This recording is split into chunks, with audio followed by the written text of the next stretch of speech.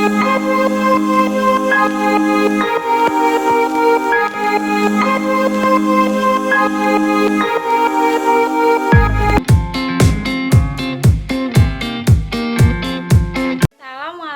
warahmatullahi wabarakatuh. Hai. Perkenalkan, saya Aini Rahayu. Perkenalkan, nama saya Ajeng Widari Putri. Perkenalkan, saya Anissa Miranda. Perkenalkan, nama saya Jessica Saribu. Perkenalkan, saya Nabila Zandiwaha. Perkenalkan, nama saya Jessica Sembiring. Kami dari Mahasiswa dari Prodi Gizi Tambuk 2014 Di Universitas Negeri Medan. Nah, di video kali ini kami akan membahas mengenai gizi ibu hamil. Nah, kita kan sebagai umat muslim, kalau puasa itu diwajibkan. Jadi tidak menutup kemungkinan untuk ibu hamil juga menjalankan. Untuk ibu-ibu hamil yang saat ini sedang melaksanakan ibadah puasa, itu harus mengetahui makanan-makanan apa saja sih yang dapat menambah nutrisi, makanan-makanan apa sih yang bisa membuat ibu hamil ini nutrisinya bisa tercukupi selama menjalankan ibadah puasa. Untuk itu, kami akan membahas semua tentang gizi ibu hamil selama menjalankan ibadah puasa. Jadi, untuk teman-teman jangan lupa ditonton sampai habis ya. Oke?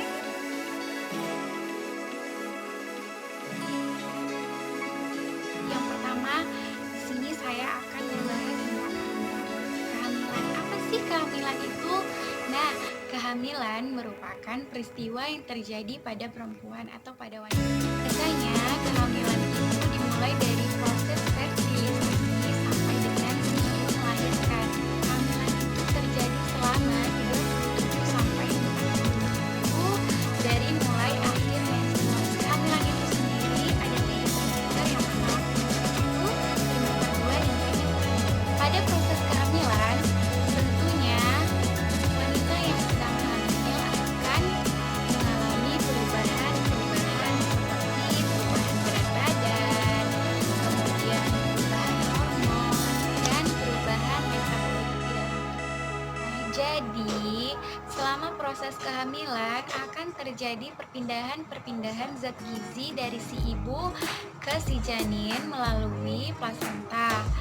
Nah, jadi pertumbuhan si janin itu bergantung pada nutrisi yang sedang ibu konsumsi. Nah, selanjutnya akan dijelaskan oleh teman saya kebutuhan ibu hamil trimester 1, trimester 2, dan trimester 3.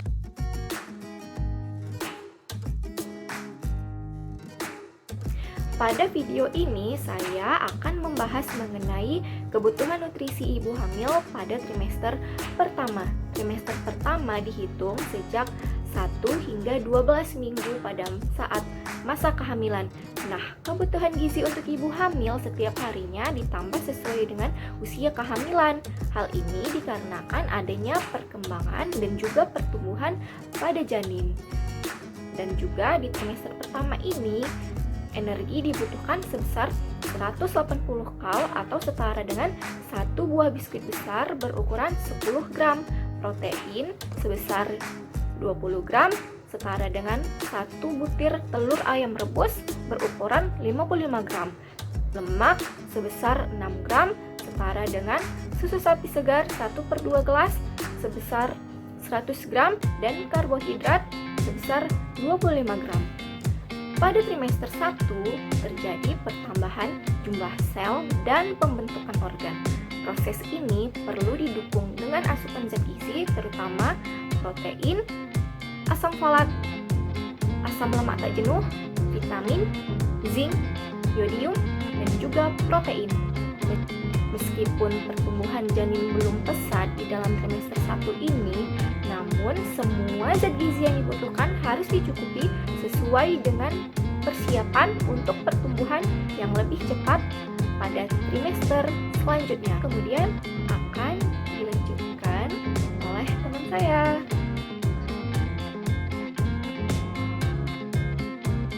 Baik, saya akan menjelaskan mengenai nutrisi ibu hamil pada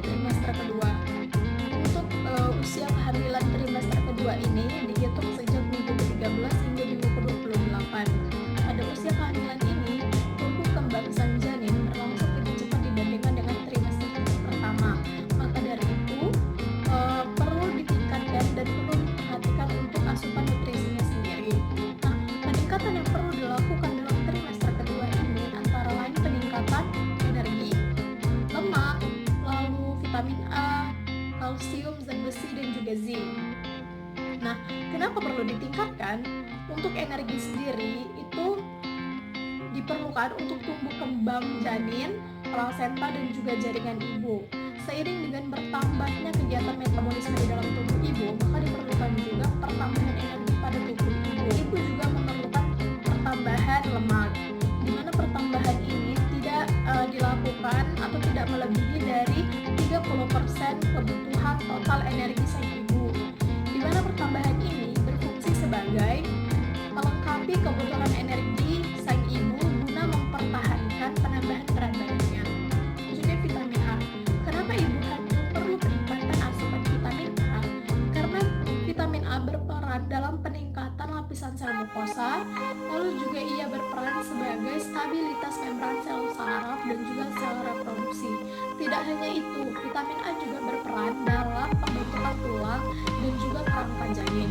Selanjutnya ada kalsium. Pada kehamilan, kalsium berfungsi sebagai mineralisasi kembang gigi dan juga tulang sang janin. Apabila sang ibu kekurangan konsumsi kalsium, maka akan terjadi tetani atau kejang. Hal ini biasa disebabkan oleh rendahnya konsumsi kalsium sang ibu atau terlalu tingginya konsumsi makanan yang tinggi fosfor. Selain kalsium, sang ibu juga perlu melakukan peningkatan pada zat besi. Hal ini guna meningkatkan simpanan zat besi pada ibu. Simpanan itu sendiri akan dideposit ke janin, di mana yang akan digunakan untuk mencukupi kebutuhan zat besi janin hingga usia 46 bulan. Apalagi di saat ASI kekurangan kebutuhan zat besi. Nah, selanjutnya zinc. Tambahan asupan zinc pada ibu hamil diperlukan karena apabila kadar zinc yang rendah dapat menyebabkan janin peka terhadap teratogen, yaitu serangan toksin, penyebab janin abnormal, cacat bawaan, dan juga aborsi spontan.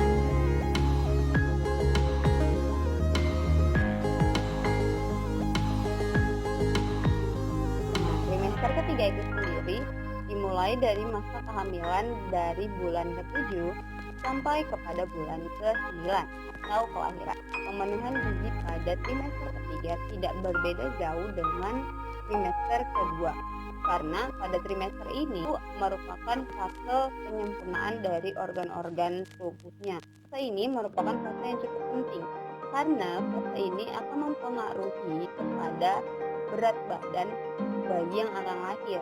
Berat badan bayi yang baru lahir secara normal itu 2,5 kg sampai kepada 4 kg.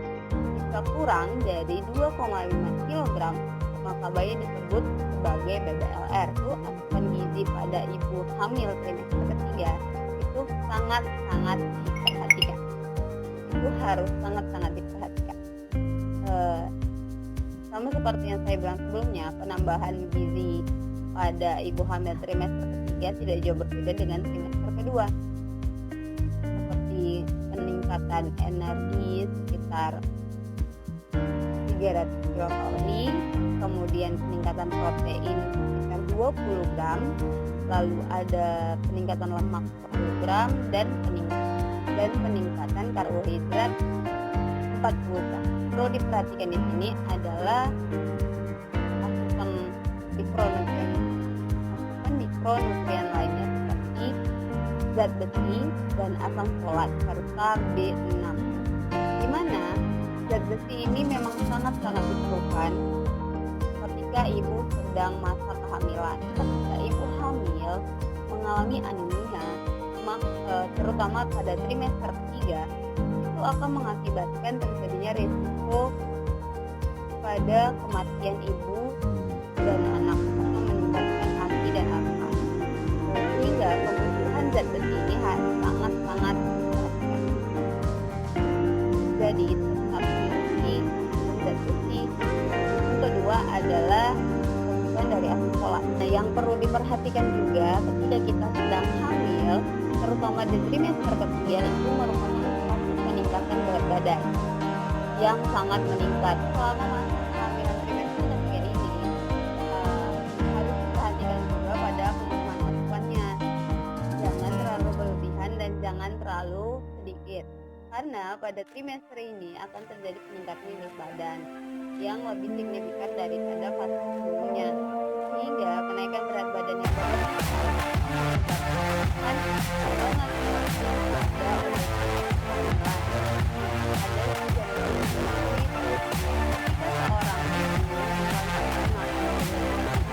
klinis jika seorang ibu melakukan makan sehingga risiko bayi lahir dengan berat badan di atas 4 kg akan sangat meningkat, akan sangat lebih besar daripada sebelumnya.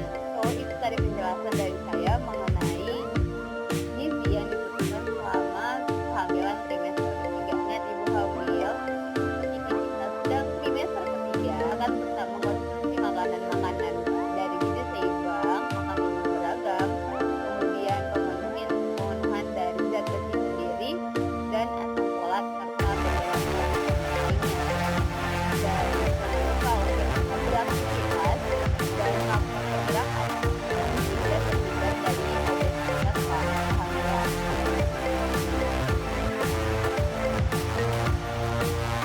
Ketahui bahwa ibu hamil memerlukan zat-zat tertentu tiap trimesternya.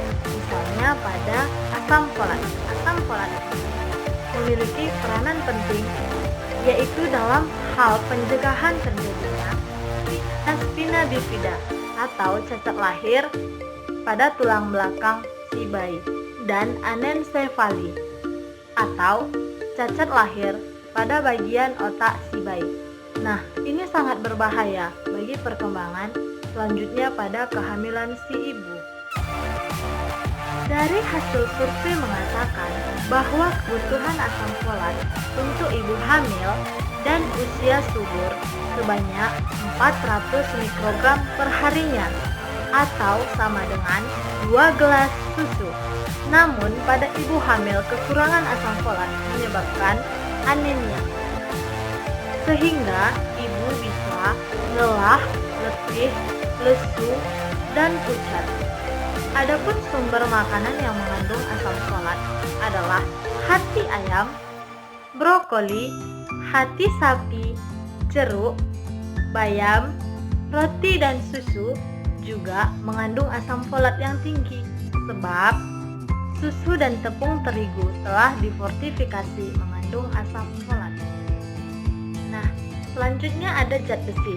Zat besi juga memiliki peranan penting bagi kesehatan janin dan ibu selama masa kehamilannya dan untuk mencegah anemia. Kondisi anemia bisa membuat berat bayi rendah dan menjadi prematur. Ibu hamil membutuhkan asupan zat besi sekitar 30 mg setiap hari selama masa kehamilannya.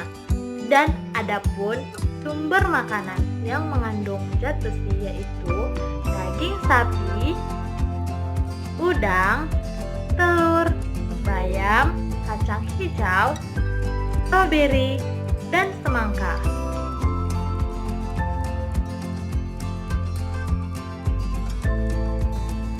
Ada beberapa jenis makanan yang dianjurkan selama berpuasa yang baik untuk kehamilan. Yang pertama itu ada kurma. Nah, kurma ini telah dikaji secara kimia dan fisiologis oleh dokter muslim di Indonesia. Beliau menyatakan bahwa mengkonsumsi kurma saat keadaan perut kosong mampu membantu proses pencernaan glukosa dan juga sukrosa, dan juga dapat diserap dengan cepat dan maksimum sehingga proses cerna dan penyerapan di dalam tubuh kita menjadi lebih mudah. Kurma ini mengandung karbohidrat yang tinggi, lemak yang tinggi, juga mengandung 15 jenis elemen mineral, protein, vitamin seperti riboflavin, tiamin, biotin, asam folat yang baik untuk kehamilan, juga ada asam urat. Kandungan pada kurma tadi mampu membantu mempercepat laju gerak rahim longgu, juga dapat menambah nada sensor pada ibu. Seperti yang kita tahu, buah kurma ini baik dikonsumsi untuk semua jenis kalangan usia dan juga untuk ibu hamil. Jadi disarankan agar mengkonsumsi buah kurma saat sahur maupun saat tidur. Nah, yang kedua ada jahe.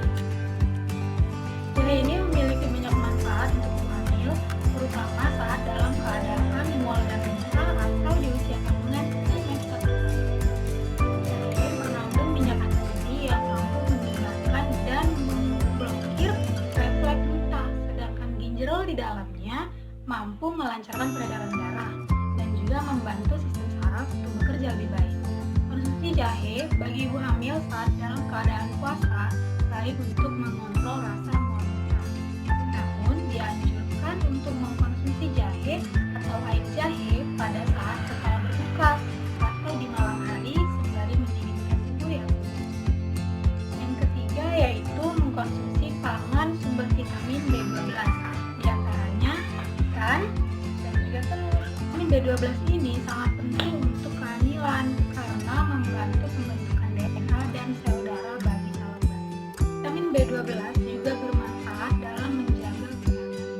Berdasarkan penelitian, kekurangan vitamin B12 dapat menyebabkan anak lahir dengan resistensi insulin dalam tubuh dan juga mengalami gangguan metabolisme sehingga anak akan terkena risiko diabetes. Berdasarkan penelitian, kekurangan vitamin B12 pada masa kehamilan dapat menyebabkan bayi lahir dengan resistensi insulin pada tubuh, juga dapat menyebabkan gangguan metabolisme yang menyebabkan nantinya anak lahir dengan risiko diabetes yang tinggi. Konsumsi pangan sumber vitamin B12 selama puasa dapat membantu ibu untuk tidak mudah lelah dan membantu mengurangi rasa lemas, pusing, jantung yang berdetak tidak stabil, bahkan diare akibat defisiensi vitamin B12. Pada ibu hamil dianjurkan untuk konsumsi vitamin B12 setiap harinya sebanyak 2,6 hingga 2,8 keempat yaitu pangan sumber asam folat, diantaranya hati-hati, jeruk, bayam, brokoli, dan lainnya. Masih banyak lagi tentunya pangan yang mengandung asam folat yang tinggi. Nah, kekurangan asam folat pada ibu hamil dapat menyebabkan anemia, sehingga ibu jadi lebih mudah lelah, letih, lesu, dan kulitnya terlihat agak kuning. Nah, disarankan nih untuk ibu hamil untuk mengkonsumsi asam folat agar tidak mengalami gejala-gejala tersebut. Dan setiap harinya ibu hamil harus mengkonsumsi asam folat sebanyak 400 mikrogram. Di antaranya jambu biji, jeruk, kiwi, stroberi, dan juga mangga. Dan pasti banyak yang lainnya. Dan jangan lupa untuk mengkonsumsi sayuran sumber vitamin C seperti bayam, brokoli, kembang kol, dan yang lainnya. Konsumsi vitamin C pada ibu hamil agar dapat membantu penyerapan zat besi sehingga dapat membentuk sel darah. Konsumsi vitamin C pada ibu hamil dapat membantu penyerapan zat besi sehingga dapat diproses menjadi sel darah merah. Ketika kadar hemoglobin dalam darah meningkat, maka asupan nutrisi dan oksigen dapat diedarkan ke seluruh jaringan tubuh dan dapat membantu pertumbuhan bayi. Dalam keadaan berpuasa, ibu disarankan untuk tetap mengkonsumsi vitamin C agar dapat membantu pertumbuhan janin dan membantu meningkatkan kadar hemoglobin pada darah. Yang terakhir disarankan untuk mengkonsumsi